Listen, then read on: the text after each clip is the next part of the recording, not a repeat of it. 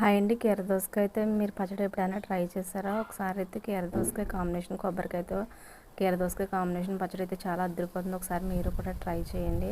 Taste అయితే వేరే లెవెల్లో ఉంటుంది. ఒకసారి మీరు కూడా ట్రై చేయండి. నచ్చితే నా వీడియో లైక్ చేయండి, నా ఛానల్ సబ్స్క్రైబ్ చేయండి. ఒకసారి మీరు కూడా ఈ పచ్చడి అనేది ట్రై చేసి ఎలా వచ్చిందో నాకు కామెంట్ బాక్స్లో కామెంట్ అయితే చేయండి. ముందుగా అయితే స్టవ్ వెలిగించుకుని ఒక కళాయి అనేది పెట్టేసుకుని దాంట్లో అయితే కొద్దిగా ఆవాలు, జీలకర్ర, మెంతులు వేయించుకోవాలి.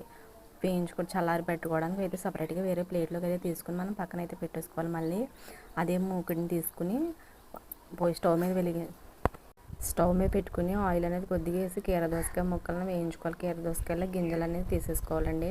కీర దోసకాయలో గింజలు అనేది తీసేసుకుంటేనే పచ్చడి బాగుంటుంది. అది కీర దోసకాయ స్మెల్ అనేది ఎక్కువగా వచ్చేస్తుంది. గింజలు తీసుకుంటే స్మెల్ అనేది ఉండదు.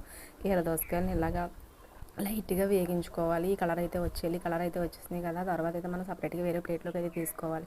అదే మూకుట్లో ఆయిల్ ఉంది కదా, ఆయిల్లో అయితే పచ్చిమిరపకాయలు, టమాటాలు, కొద్దిగా చింతపండు, కొంచెం సాల్ట్, ఇవన్నీ కూడా వేసి కొన్ని 4 ఎల్లుల్లిపాయ రేకలు ఇవన్నీ కూడా వేసుకుని ఒకసారి సాల్ట్ని ఇలా అడ్జస్ట్ చేసుకుంటూ కలుపుకోవాలి. అడ్జస్ట్ చేసుకుంటూ కలుపుకున్న తర్వాత ఒక 10 మినిట్స్ కానీ 5 మినిట్స్ కానీ మనం మూత పెట్టేసుకుంటే శుభ్రంగా అయితే మగ్గిపోతాయి కదా లోపల టమాటా అన్నీ.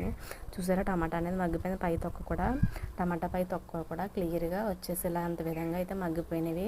ఇవన్నీ ఇలా మగ్గిపోయిన వాటిని మనం మళ్ళీ అదే దోసకాయ ముక్కలు తీసుకున్న ప్లేట్లోకి ఈ టమాటాలను కూడా తీసేసుకొని చల్లారనివ్వాలి. చల్లార్చుకున్న తర్వాత అయితే మిక్సీ పట్టుకుంటాం కదా, ఈ లోపు నేను కొబ్బరికాయ అయితే ఆడేసుకుంటున్నాను. కొబ్బరికాయ ఎందుకు ముందు ఆడుకుంటున్నాం అంటే కొంచెం పొడి ఆడతా కొబ్బరికాయ అనేది ఉంటుంది కాబట్టి ముందుగా అయితే కొబ్బరికాయను ఆడేసుకోవాలి. ఈ విధంగా అయితే పొడి ఆడతా కొబ్బరికాయను ఆడుకోవాలి.